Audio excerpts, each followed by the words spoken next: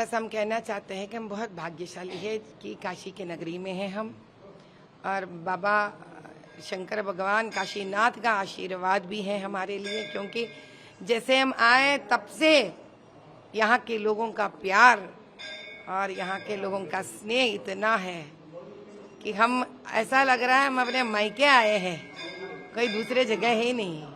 इतना प्यार और इतना जोश, जिस प्रकार से सूरज का गर्मी ऊपर निकलते जा रही है, इतने ही इनके अंदर ऊर्जा प्रधानमंत्री के लिए बढ़ता जा रहा है। बस हम क्या कहें। आप लगातार जो है जनता से मुलाकात कर रही हैं, काशी में पिछले 2 दिनों से आप हैं। अब की बार 400 पार पीएम का स्लोगन, और दूसरी तरफ 2 युवा नेता अखिलेश और राहुल खटाखट खटाखट खटाखट। भैया इनका कहने का मतलब है मोदी भाई खटाखट खटाखट खटाखट 400 पार करेंगे और ये लोग फटाफट फटाफट फटाफट यहाँ से निकल जाएंगे।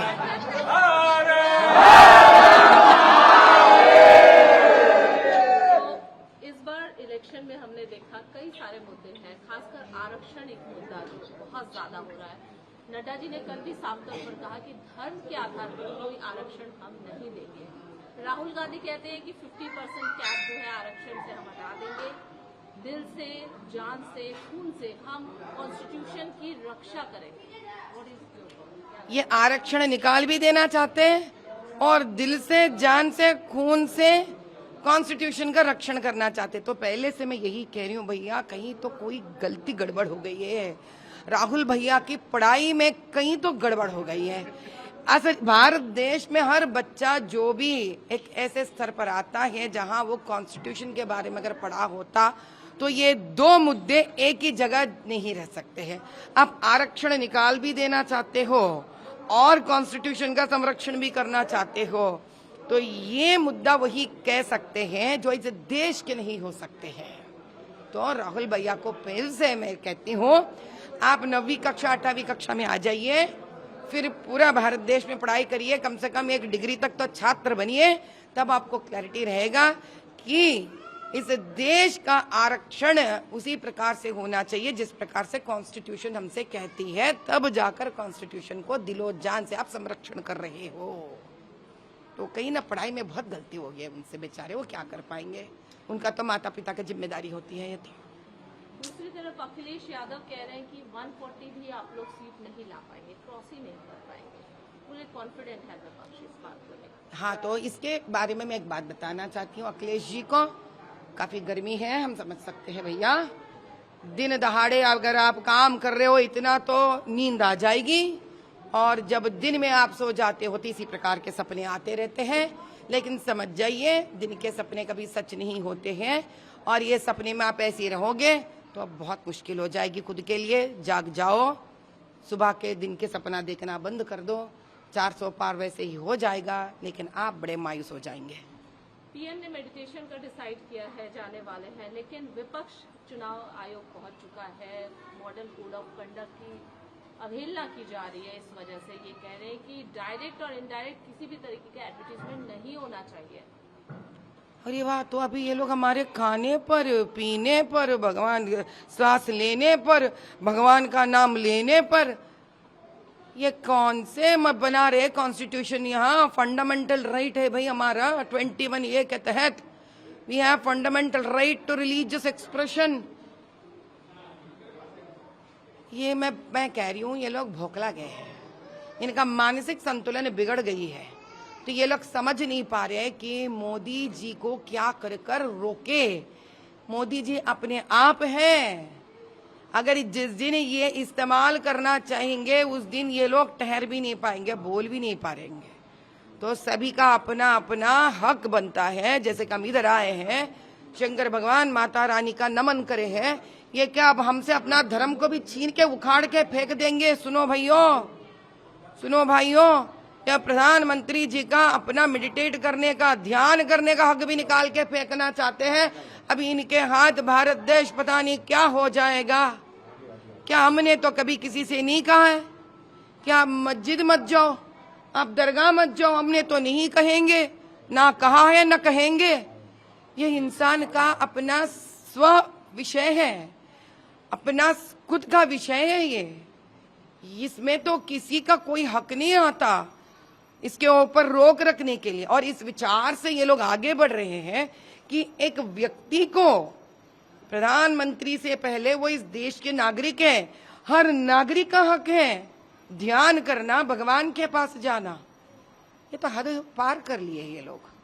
आपने बात की मस्जिद मत जाओ, दरगाह मत जाओ और तमाम, लेकिन लगा नहीं मत जाओ नहीं कह रही हूँ, मत जाओ आपने रोका नहीं, हमने आपका नहीं ये रोकेंगे। कहना है। हाँ, लेकिन सभी को जाना है, अपना अपना तीर्थ स्थल जाना है, अपना अपना प्रार्थना जगह जाना है, कामनाएं करना चाहिए लोगों के लिए, खुद के लिए अच्छी बात होती है। बिल्कुल यही बात है कि बीजेपी ने किसी को किसी भी धर्म के लिए, किसी अनुयायी के लिए कहीं नहीं रोका है। लेकिन ओवैसी साहब कहते हैं कि आप लोग जानबूझ के, आप लोग मुस्लिम विरोधी हैं, लगातार यही कह रहे हैं। सीए के लेकर जिस तरीके से कानून लेकर आए हैं, आप लोग मुस्लिम विरोधी है, ये क्लियर आप लोग पर आरोप लगा है।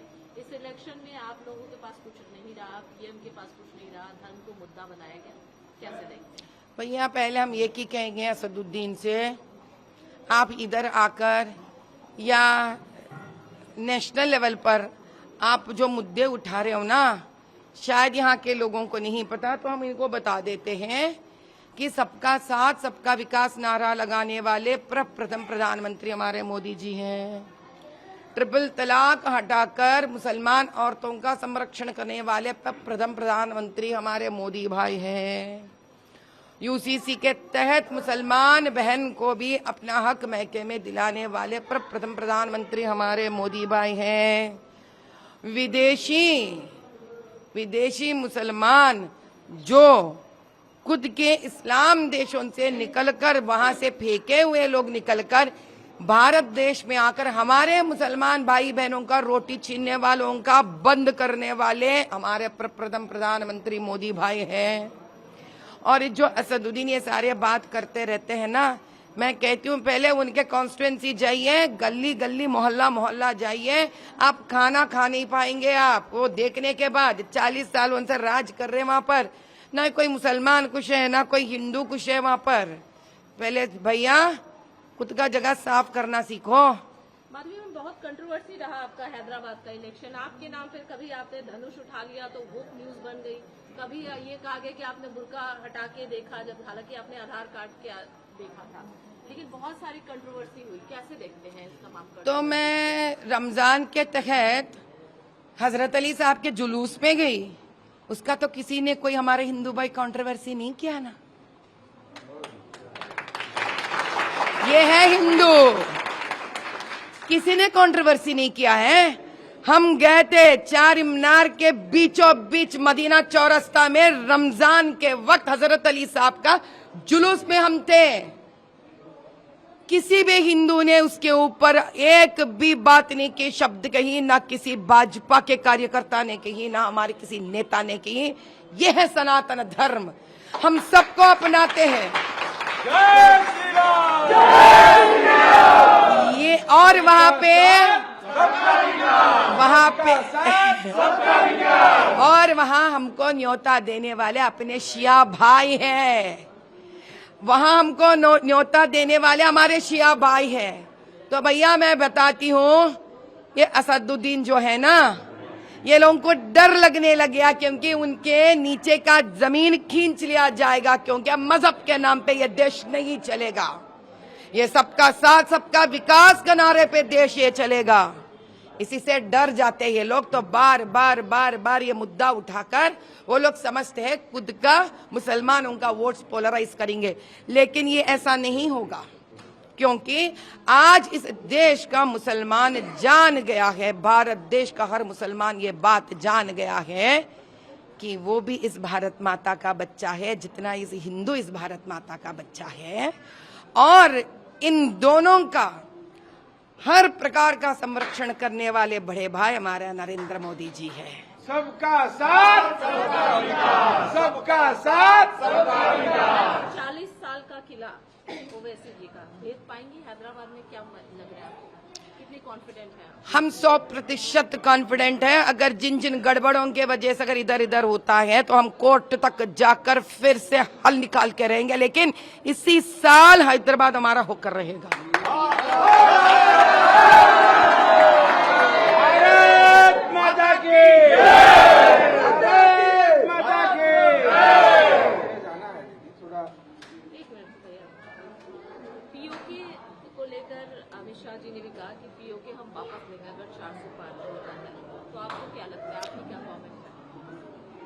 2024 के सरदार वल्लभ भाई पटेल है हमारे अमित भाई।